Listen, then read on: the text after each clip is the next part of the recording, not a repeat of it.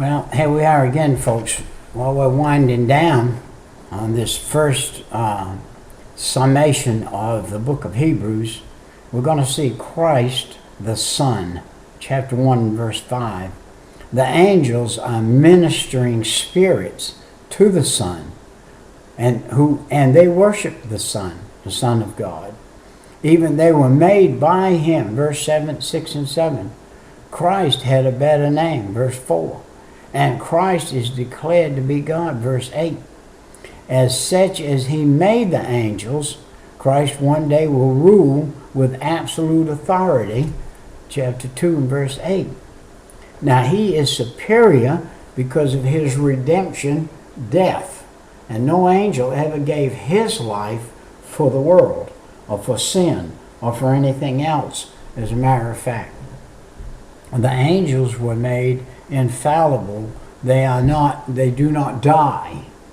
There is a group of angels who are like the souls of men, were cast into the lake of fire in hell, and that's where they are. And they're tormentors.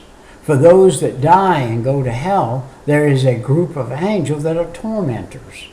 There's another group of angels out here who didn't get cast into hell, who followed God, who did not fall from the first estate, and they are servants of Jesus Christ, and they can comfort, and they comforted him. They appeared to him 3 times around the cross area, and they appear to us at periods of times in our life.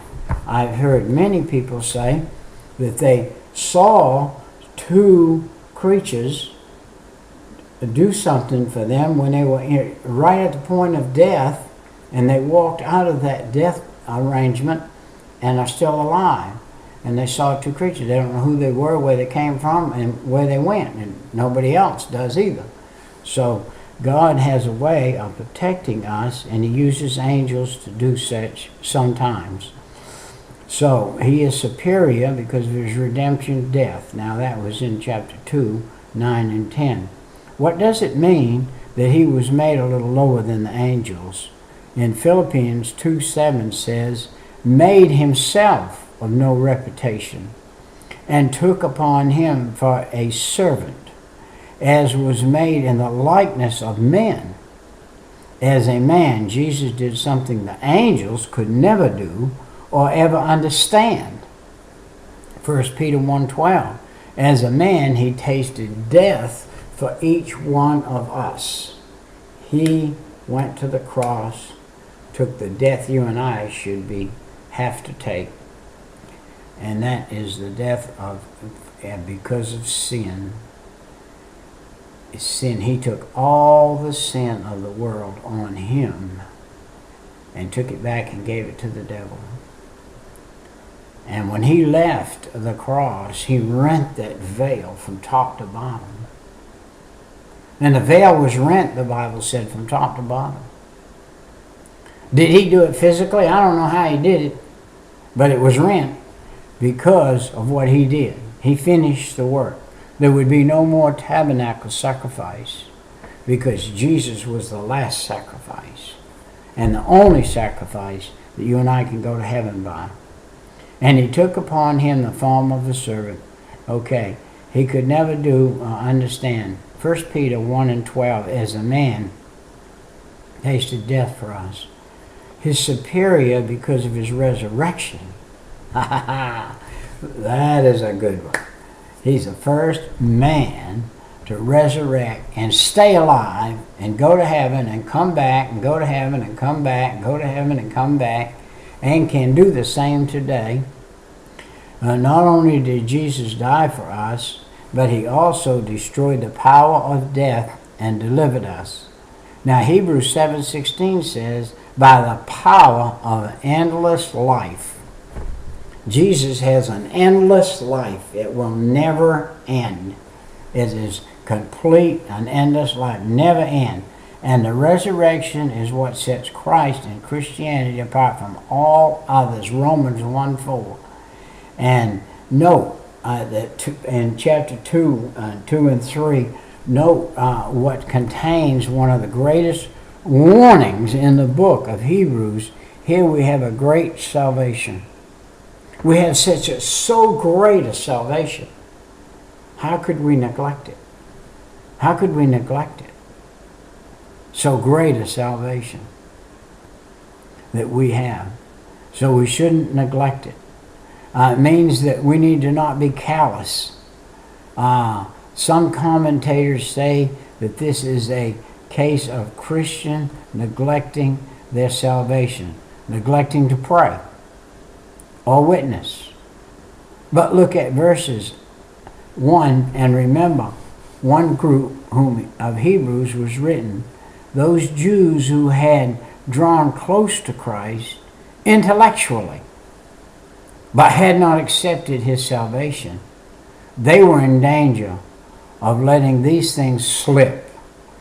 Now see, I've got a commentary in a little Bible right here, that because what that says right there, the man says, see, I said you could get lost. No, you can't get lost. These men let them slip because they never were saved. They never got in. They heard the word. They were with the word. They walked with the word. They saw the word. They handled it daily, yet they didn't accept it. So that it slipped from them what they had learned because they hadn't put it in their heart. They learned it in their brain or passed them by. The writer warns them to not neglect salvation. Most people who die lost, at least in America, do so because they neglect to be saved.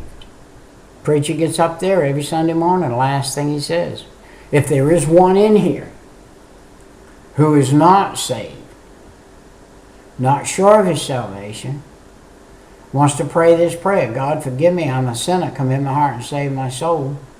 Pray that prayer and let me see, raise your hand and say you prayed it.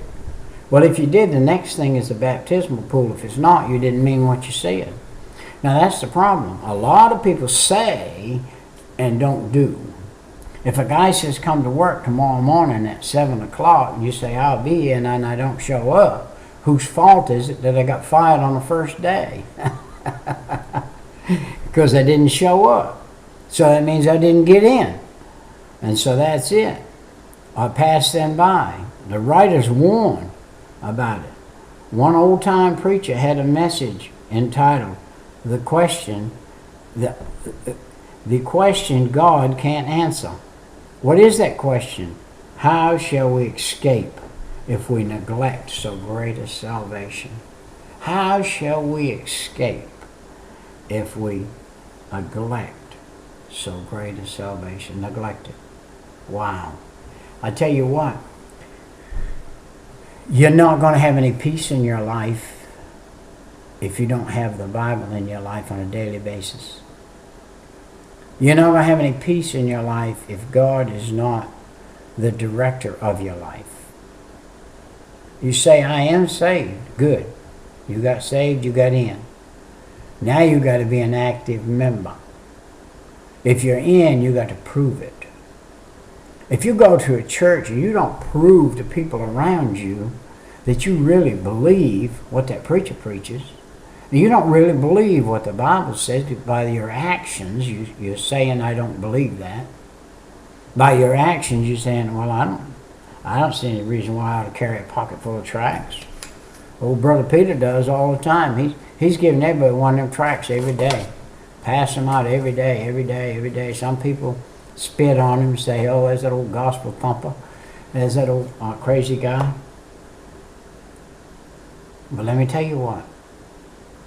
When I get to heaven, what I do on this earth will be there, because we're getting our rewards in heaven. Jesus said, I go to build you a mansion. If it were not so, I wouldn't have said it. So he's going to build us a mansion. And if it were not so, he wouldn't have said so. So what do we need a mansion for? I don't know, maybe during the 1,000-year reign. He's going to have us a mansion on a hilltop. And we're going to be able to go in and out of that mansion. And we're going to be perhaps a leader over 5 cities. Or 1 city. According to what you do on this earth. What's your mansion going to look like? Have you seen him aboard up there today? If he needs to nail a board up today, have you sent him one? Did you send him a window? Our time's come and gone. See you next time. Bye-bye.